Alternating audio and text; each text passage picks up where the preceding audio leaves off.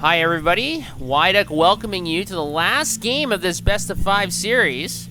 And this time on Whirlwind, we're gonna see who's gonna win this series. So in the bottom left, spawning as the Blue Terran and representing Mouse Sports, we've got Lucifron.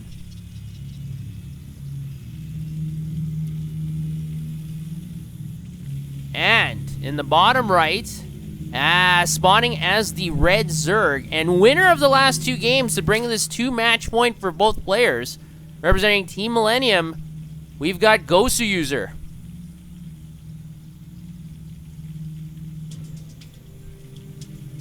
So as I just mentioned, Lucifron was leading 2-0, and it looked like he might be able to get the sweep.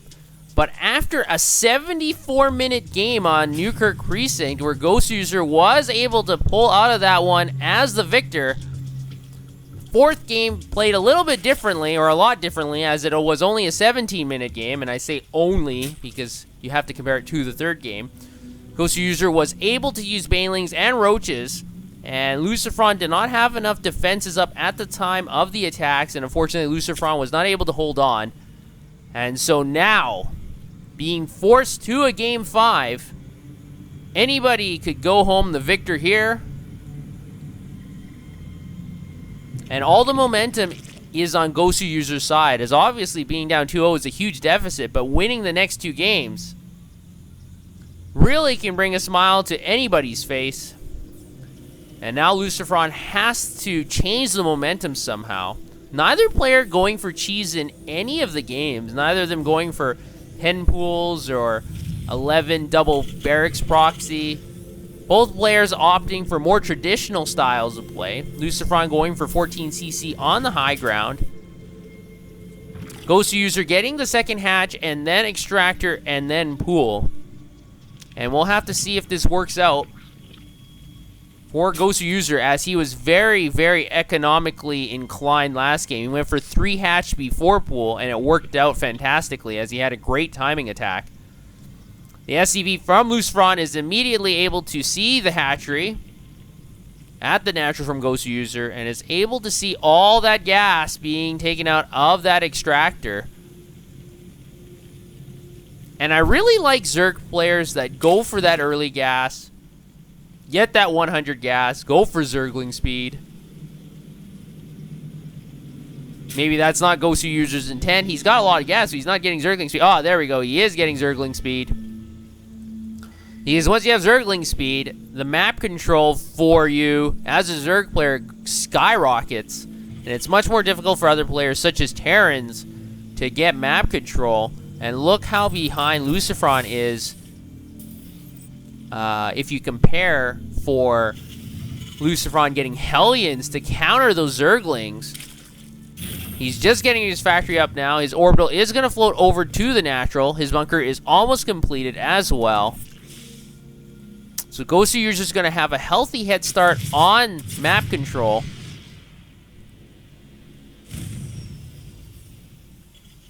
And both players not going for anything crazy. And actually, Lucifron is building a secondary bunker behind the first one, just in case if there's some crazy early offensive attack from Goswser. And the Roach Warren is being built currently, so probably not a bad move by Lucifron.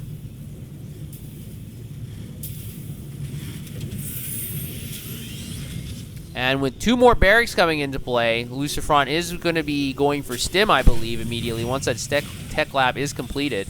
And unfortunately for Lucifron, he is actually supply blocked just for a little bit. And now the Hellions from that factory are going to come out. That SCV is blown apart. Poor SCV. He is no longer amongst the living. And now those really fast Zerglings are going to pop out of that hatchery. And you have to notice Goswser does not have a 3rd hatch, so this is going to be a huge timing attack. He's getting a whole bunch of roaches as well. And Lucifron is actually salvaging this bunker he built behind.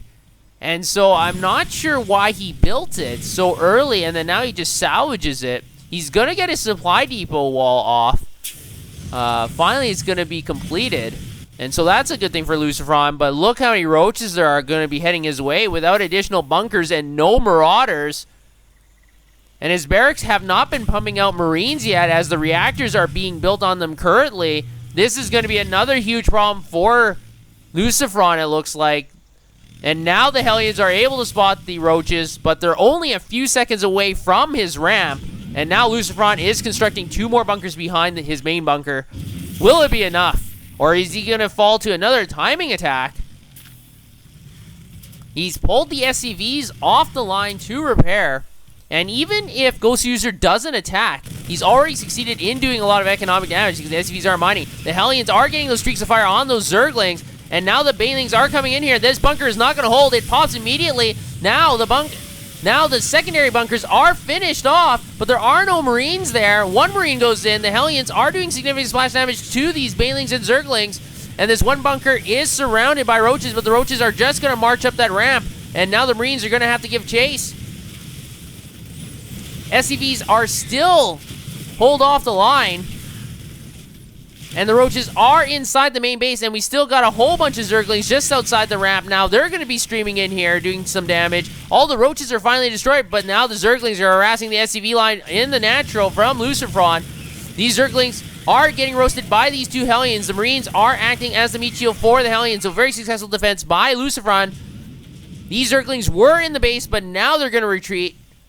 So Lucifron was able to survive. If you take a look at resources lost, and Goswser has lost significantly more than Lucifron. But what doesn't show up on units lost and the resources tab is all the SCV mining time that was lost. And also how many SCVs are lost. 13 SCVs altogether. And so Lucifron is very behind economically compared to his Zerg counterpart. And now Goswser is going to get his 3rd hatch. He thinks he's done a lot of economic damage, and he has. And so now he's going to try and get an economic lead instead of trying to push at the natural again. These Hellions are in the middle of the map. They're looking for units, scouting around, and they're able to see the 3rd. So Lucifron knows that there's not going to be necessarily an attack in the next few moments, but there are many roaches here, and so the Hellions are not going to be able to catch those drones when they're transferring currently. Look at this very slow queen, hiding behind this tree, going up the ramp, moving to the 3rd hatchery. And Lucifron decides it's time to have a counterattack. He's got 2 medevacs and a whole bunch of Marines. The Marines do not have combat shields, but they do have stim. And I'd rather have stim than combat shields, but combat shields are almost finished. And these Marines are going to be able to take a lot more hits. And now they're stimming in here, but they gotta watch out for all these Banelings in the back. 1 Baneling goes down, but there's still a few left. The Banelings do not get good connections, so the Marines are going to be able to stim in here and march all the way into the 3rd. And this 3rd is going to be under extreme stress. The drones are pulled behind the minerals. The roaches are marching in here trying to get rid of this Marine force, but now they're going to have to retreat slightly. And Lucifron is walking into the 3rd hatchery. He has to be careful here. He doesn't want to get stuck. And now with all these Zerglings, these Marines are not going to be able to have a very good position, and the Banelings are able to take down most of those Marines. Lucifron is going to boost away with a few of the units and drop in the main. There's only 2 Marines and a couple Hellions. So this should get cleaned up very quickly by the Queen and the Zerglings. And Lucifron is going to pick up and boost away again and try to drop at the 3rd. And this is one of the most annoying things for players playing against Terrans who like to drop consistently, is they just go back and forth in between bases. But Lucifron's force is finally dispatched. At the same time, he's got a whole bunch of Marines and a few mines coming in, or coming onto the creep of Goswser. So Lucifron is going to keep pushing, it looks like. He's now in the middle. He takes his El Naga Tower just for a moment. And the supplies are slightly in favor of Lucifron. And look at this. He's going to have a window here where he's going to have 1-1 completed before his Zerg opponent. And so these Marines are going to be supercharged just for a little bit. But there's so many roaches. And the mines are not getting that many effective hits on here. And this entirely Marine force is doing significant damage. One Queen goes down. The Roaches are trying to retreat behind that mineral line, but these Marines have forced all the drones to retreat. So Lucifron is in a great position now. He's focusing down the third hatchery, and he's going to be able to get that one to pop. And now Lucifron has built a 30 supply advantage, and Goswser is reeling right now. He's going to be getting his third at a very peculiar location, very close to Lucifron's third. And so right now, Lucifron is definitely ahead. He's got his third base, while Goswser is just building his third. So it's actually 3 bases to 2 in favor of the Terran player. So that Terran economic base is just going to shoot up compared to his Zerg opponent.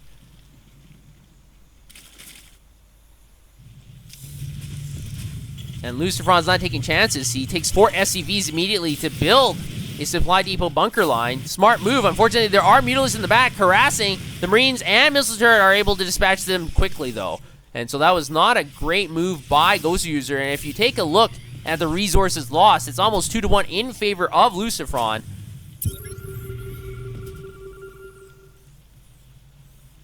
And, oh, I like how Lucifron is being extra safe here. He's actually putting down 2 more bunkers at his third. So even if the Banelings or Roaches are able to destroy the first bunker, there's going to be 2 more bunkers behind this. Meanwhile, Goswser has been found out. He's trying to build his 4th again. The scan goes down for Lucifron. He sees that immediately. And I'm still very curious about the positioning of this hatchery, because this hatchery is so close to your opponent. Players almost never put this hatchery or build their building here, because there's just so many chances for the opponent to catch it, and it's so much closer too. If medevacs want to go for a drop, this is going to be the first location. This medevac sees it immediately, at least sees the creep. Yes, he's able to see the hatchery there. This medevac is going to try and drop, but there's so many queens here.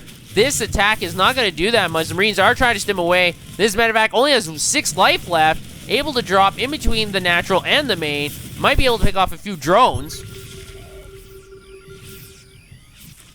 And it looks like it's a distraction force, as Lucifron is also trying to push into the third of Goswser. Puts a scan down first to see what is. There's a whole bunch of Banelings. The mines are going to burrow, and these Banelings are able to get some connections on the Marines. There's still a lot of Banelings left. The Marines are going to stim in here.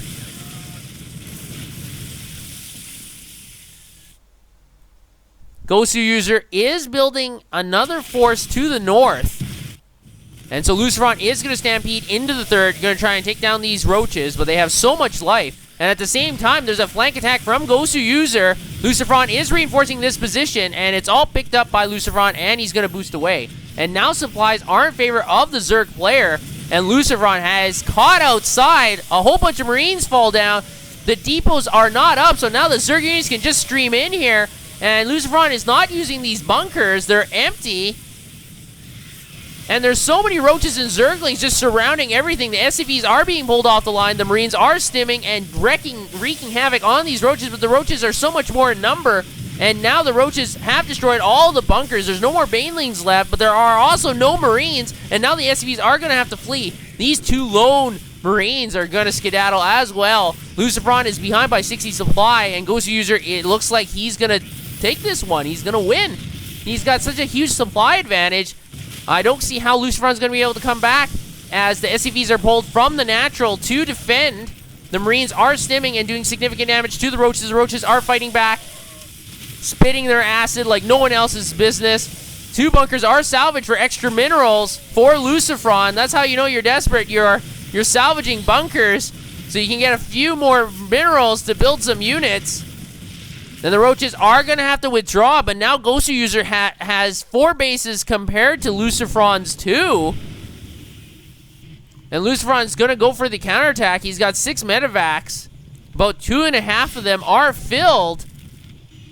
But the Overlords are going to spot this immediately. Now the Roaches are going to stream back into the third base of Goswser. A lot of these drones are going to get picked off before the Roaches can react. The Roaches and Zerglings are streaming in here, and they pick up again. Because there's not that much anti-air, these medevacs can just go and boost as they please. But unfortunately for Lucifron, looks like a big contingent, big counterattack is coming to the third of Lucifron. All those mules just got dropped too. And now these Marines and Marauders are going to make their stand here, but there's just so many roaches. We've got 38 roaches just compared to 29 Marines, and the command center is lifted up again, and these mules are not going to be able to bring back the minerals back to base. The Marines are stimming. This final bunker is going to explode into shrapnel. These roaches are just running amok.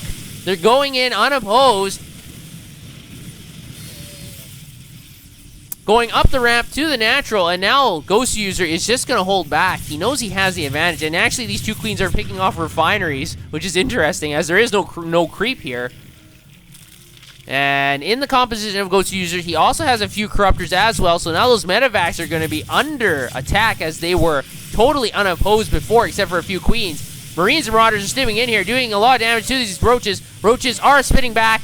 Marine goes down, so does the roach. And the banelings don't get good connections, but there's a whole bunch of banelings behind this roach party, and the zerglings are streaming in ahead as well. And this huge choke point, unfortunately, has no bunkers. And now these banelings, even if they get destroyed, oh, there we go, able to take down 6 Marines. And Lucifron says, GG, well played. So Goswser able to come back from an 0-2 deficit to win 3 games in a row to defeat Lucifron. And like I said before, you guys, if you want to check out a long game, you got to check out Game 3. That was a 74-minute game. And that one, I guess, was the game that brought Goswser back into the series, gave him a lot of momentum, and he just rode that momentum all the way through the series. So he is the victor of this best of 5. So congratulations to Goswser. This series was played well by both players, but Goswser just a bit better, able to come out on top. And I will see you guys next time.